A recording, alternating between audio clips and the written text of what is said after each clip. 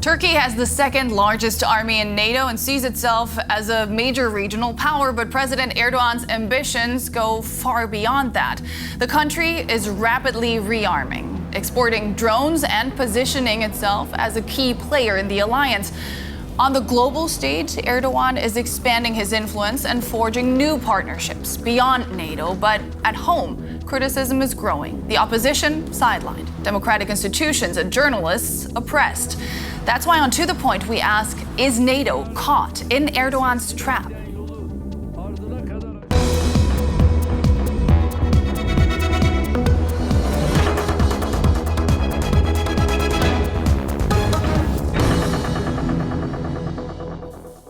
Welcome to The Point. I'm Nicole Fröhlich in Berlin, and I'm pleased to introduce today's panel. I'm joined by Aylin Matley. She's a senior research fellow at the Center for Security and Defense of the German Council on Foreign Relations. She specializes on German and U.S. security and defense policy, as well as NATO. Maximilian Popp is the deputy head of the foreign desk at Der Spiegel. He also worked as a correspondent in Istanbul for the outlet for several years. And a familiar face joining us from Istanbul, Julia Hahn, is DW's Turkey correspondent and has covered the country and the region for us for many years. Thank you all for being on the show today. I want to start with you, Julia. Set the scene for us. How important is Turkey today as a military and a diplomatic player? Well, if you listen to the Turkish government, it's now more important than ever. One factor is geography. Turkey sits strategically at NATO's southeastern flank, so at the crossroads of Europe, the Middle East, the Black Sea, the Caucasus, so right at the center of every major security challenge here in the region. Then there is military power. You already mentioned Turkey has NATO's second largest military after the United States, but it also has a fast-growing defense industry that's producing everything from drones to fighter jets and warships. And I think all of this has given Ankara, has given President Erdogan more self-confidence in recent years to assert itself as an important middle power, a country that wants to shape events and not just react to them, be that in Ukraine and Syria, elsewhere in the Middle East. So Turkey, I would say particularly since Russia's invasion of Ukraine, has become a more assertive diplomatic and military player. But my impression also is that President Erdogan, for example, thinks that this is not yet fully recognized by his Western allies. Aylin, what role does Turkey play within NATO?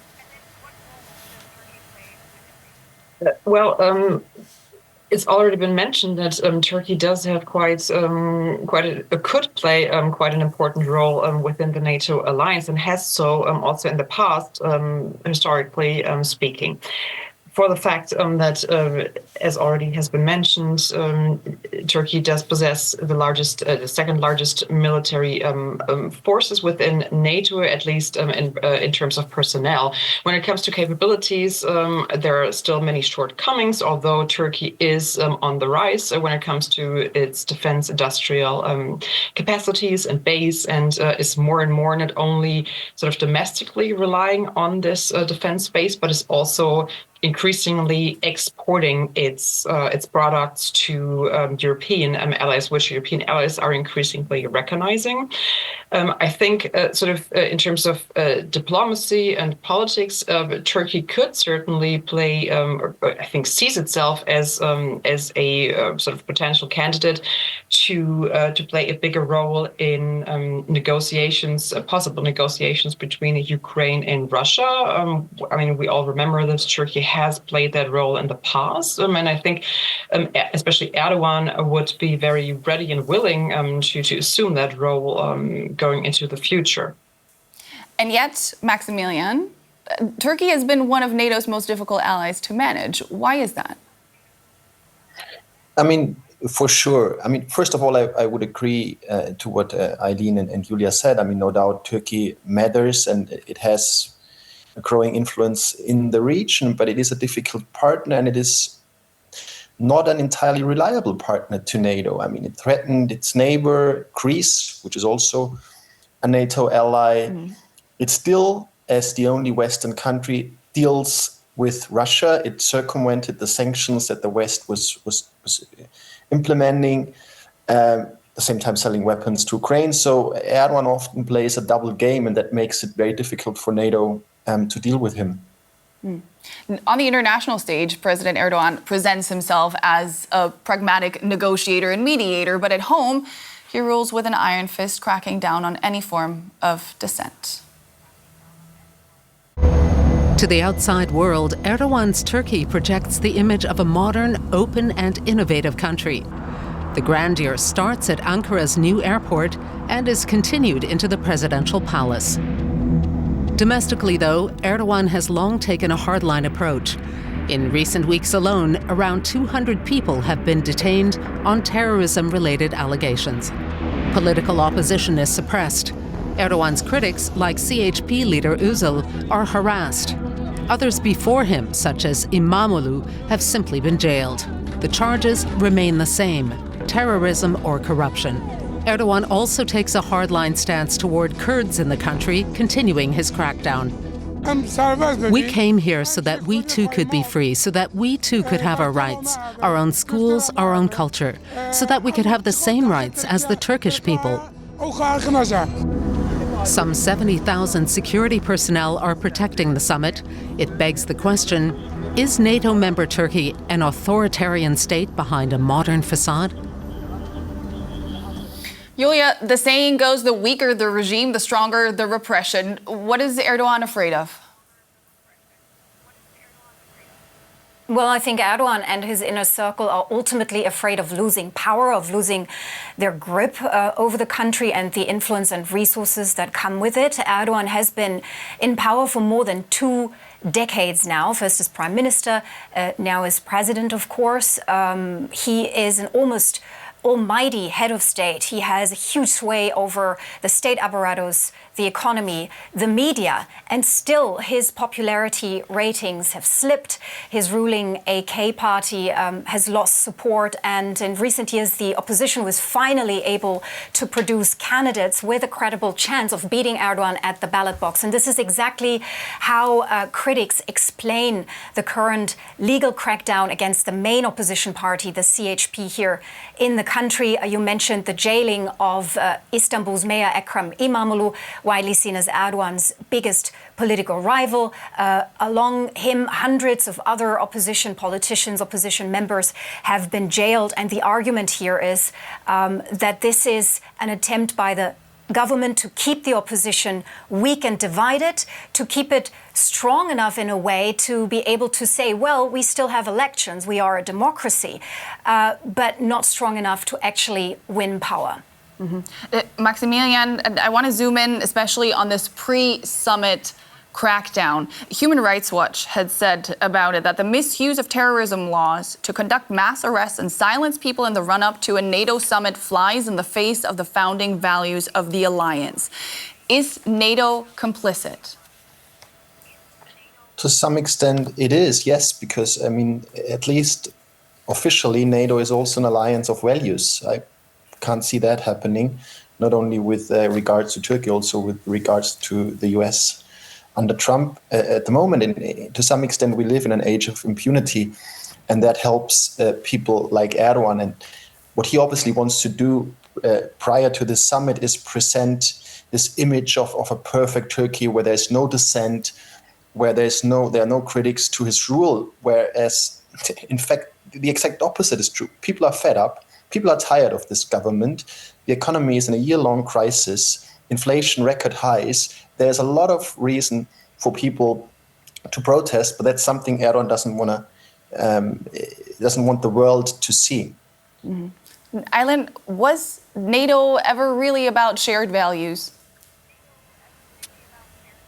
That is a great question, and arguably it was never about values on the face of it, but rather NATO has fundamentally always been a security alliance, not necessarily an alliance of identical political systems. If we look back at the founding days of NATO, there were, among the founding member states, Portugal, for example, was a dictatorship.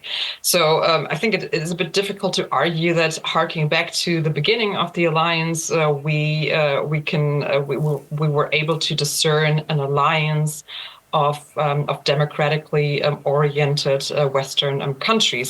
And even if you go sort of further up to the present, there were other countries, Greece, for example, when they joined, who were not Western democracies in the sense that we would relate to that term today.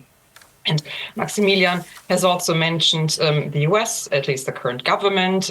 I think there are still quite a bit of differences between Turkey, sort of present-day Turkey, and what we're seeing in the US today. But nevertheless, we do see authoritarian tendencies, especially being pursued by President Donald Trump. But let's also not forget countries like Hungary and Slovakia, to a certain extent, who are also members of NATO and who have been members for quite some time.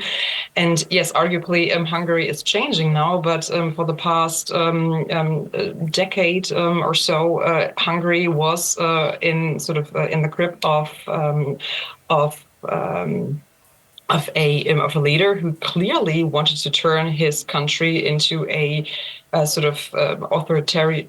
Into a authoritarian style country, at least a sort of a lighter version of that. So I would say that yes, it is.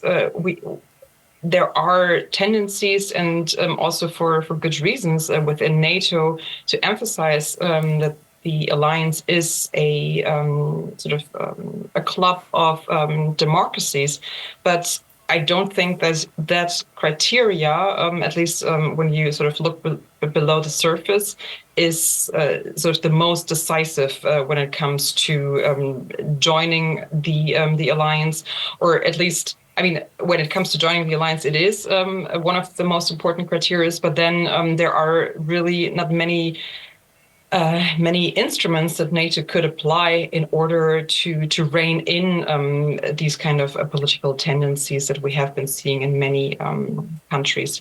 Yeah, I just want to give our viewers some context here, because it says in the opening lines of the North Atlantic Treaty, the parties to this treaty are determined to safeguard the freedom, common heritage, and civilization of their peoples, founded on the principles of democracy, individual liberty, and the rule of law.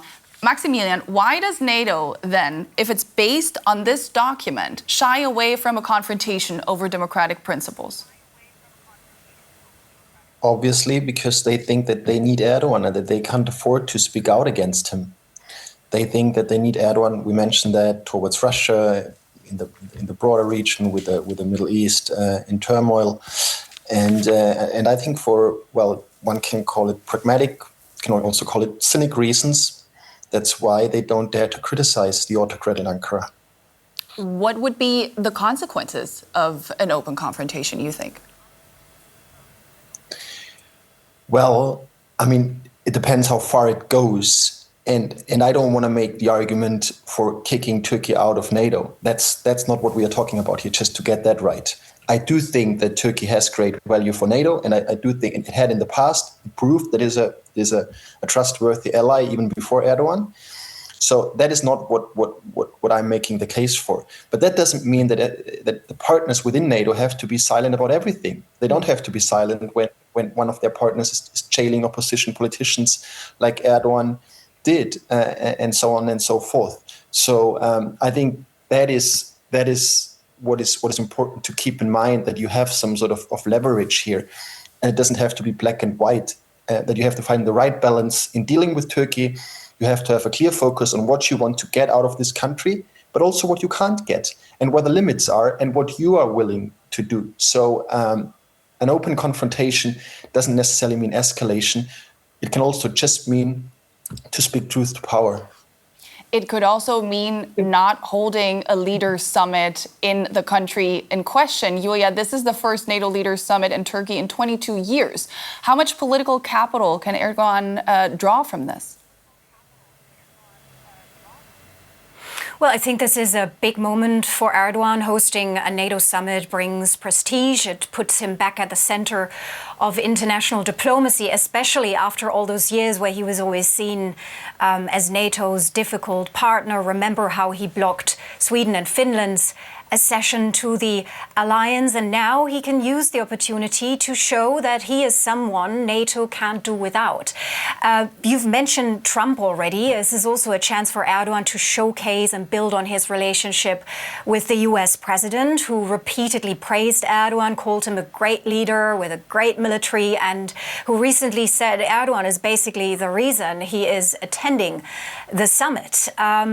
So I also think that Donald Trump is not necessarily somebody who puts democracy and human rights concerns as a priority in his foreign policy. So Erdogan does not have to fear any public criticism from Trump. And I just want to add to what Max said there about NATO. I think for Erdogan and for Turkey, not much has changed. We have seen this sort of slow move into more and more autocracy over at least the last 10 years.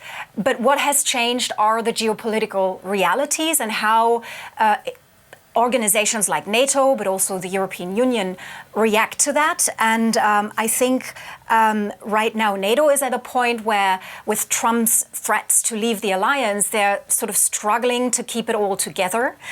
They are busy with major security challenges, Russia with boosting defense spending. So criticizing Turkey openly over its human rights record is clearly not a priority to NATO right now. What we think about this is a different topic. I think many of us journalists who are following the events, we are often hoping that there would be more open criticism from NATO, from individual NATO allies, from the European Union as well. But we hear less and less of that.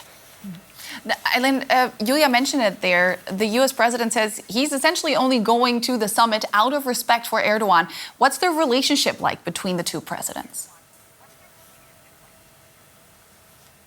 Well, clearly they do have a very friendly relationship, because they do share opinions on how to lead a country.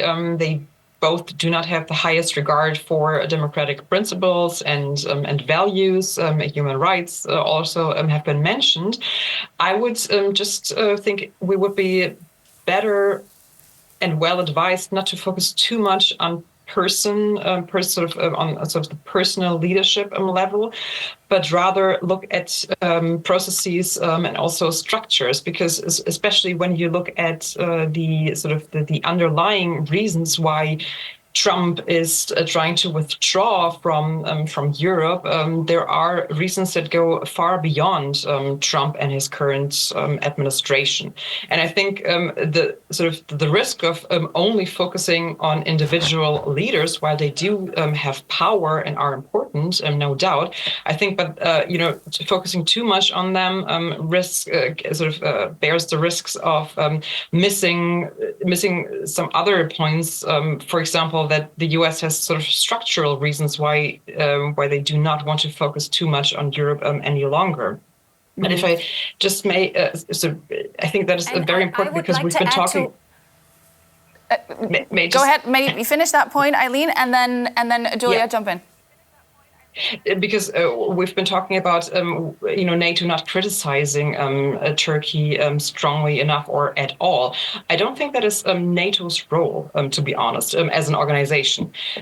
What we could expect, and what we also have been seeing in the past, to be fair, individual European countries criticizing Turkey and its policies, and that also obviously translates into a criticism of Erdogan. And the same goes for Trump, for example. The same went for Orban when he was still in power.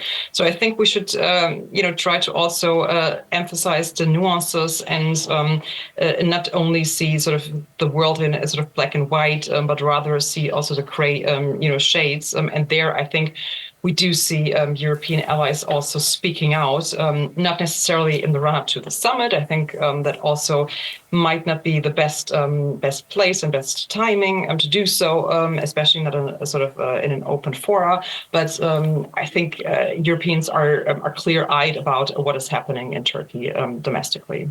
All right, Julia? No, I was just wanting to add a point on Trump, because we all here remember quite vividly during Trump's first term in office when he threatened to completely obliterate the Turkish economy over Turkey's military intervention in Syria's Kurdish areas. So relations with Trump were absolutely rock bottom, I would say, at times. And now the picture looks quite different. But how reliable of a good personal relationship is that? I think Trump just likes fellow autocratic leaders, or he likes, let's say, leaders that are more autocratic. I wouldn't want to call Trump directly an autocrat yet, but he likes also, I think, the Turkish way of doing business, of making a bargain. And I think the Turkish government has understood that, and they know very well how to talk to Trump. If I may, Sure. I want to add something to this and to what Eileen said, because I partly see it different. Yes, there are structures. Yes, there has been the demand of the United States for the Europeans to invest more in defense. That has been done, but it has to be reckoned that a lot in the end comes down to individual leaders, to the mood of individual leaders like Trump, who to some extent takes the rest of the world hostage. And the most recent escalation in the relationships was due to the fact that the Europeans didn't want to join his crazy war against Iran. So this is very personal. And adding to this, I think the right way for Europe to deal with people like Trump, like Erdogan, is to speak out and not to step back. And that is obviously, I don't speak as NATO as an organization. It comes down to the individual member states for sure. But there I miss clear positions, and I sometimes feel like we as Europeans are too timid when it comes to strong men like Erdogan or Trump. Yeah, Maximilian. Yes, absolutely. Do you want to answer to that quickly? Yeah, sure. Yes, absolutely. I fully agree that we should not downplay the importance of personal leadership, and especially Trump. And there's clearly a reason why European leaders do not speak out against Trump more vividly and more clearly, and that is the incredibly high dependence on the United States still, at least with regard to certain key capabilities that Europeans do not possess yet. And I think the same goes for why Europeans are not more openly criticizing Erdogan. Clearly, they do not depend on Turkey as much as they do on the United States. However, sort of criticizing Erdogan too openly at this very point in time could bear the risk and potential of driving Erdogan too much into the arms of countries that are not necessarily benign countries and have a have the best interests of Europe at heart. I'm thinking of Russia, for example, but also China to a certain extent. See, I just think that's not true. I really think that's not the case. I don't think it helped when Mark Rutte, NATO Secretary General, was flying to the US and calling Trump daddy and so on. It didn't help with Trump, and it also doesn't help to buy the Turkish narrative that like Erdogan turns to Putin and to Asia if the Europeans are not nice enough. I think that is propaganda coming out of Ankara, and I think one should be very careful, because in the end, Erdogan knows how dependent his country is, particularly economically, on the European Union. There is no replacement in Russia. That is a very interesting point you raised there, and it's a question I want to forward to Yulia. Yulia, Turkey is openly seeking to join or create non-Western alliances. Erdogan is friends with many of NATO's foes, Russia one example. Where does his allegiance really lie? Well, I think maybe it's a strategy to deliberately keep that unclear. I mean, it's Turkey's government is following what they call an independent foreign and security policy, which means that they keep ties open to non-Western groupings like the BRICS countries, the Shanghai Cooperation Organization. And we've also mentioned Turkey's balancing act between Russia and the West, between sort of supplying drones to Ukraine, but at the same time handshaking with Putin, on keeping economic and political ties. But, well, at the end of the day, Turkey's been a NATO member since 1952, and this NATO membership for Turkey comes with huge political and security benefits. We've seen that during the Iran war, when Iran fired several missiles towards Turkish airspace. They were intercepted by US and NATO defenses, so that was a moment when the larger Turkish public also understood, well, this is why we need NATO. So I think it's very unlikely that Ankara would give that up. Maximilian, final question, briefly if you can. What needs to happen to put the alliance's uneasy relationship with Turkey on more stable footing, maybe even during the summit? I mean, you have a trust issue, obviously, on both sides, and I think the way to go forward is rather a pragmatic approach to work where it makes to work together where it makes sense, to build bridges where it's possible, but also to be clear on your own standpoint when it comes to democracy and values. And that's our program for today. I want to thank all our panelists and all of you for watching. See you next time. Goodbye.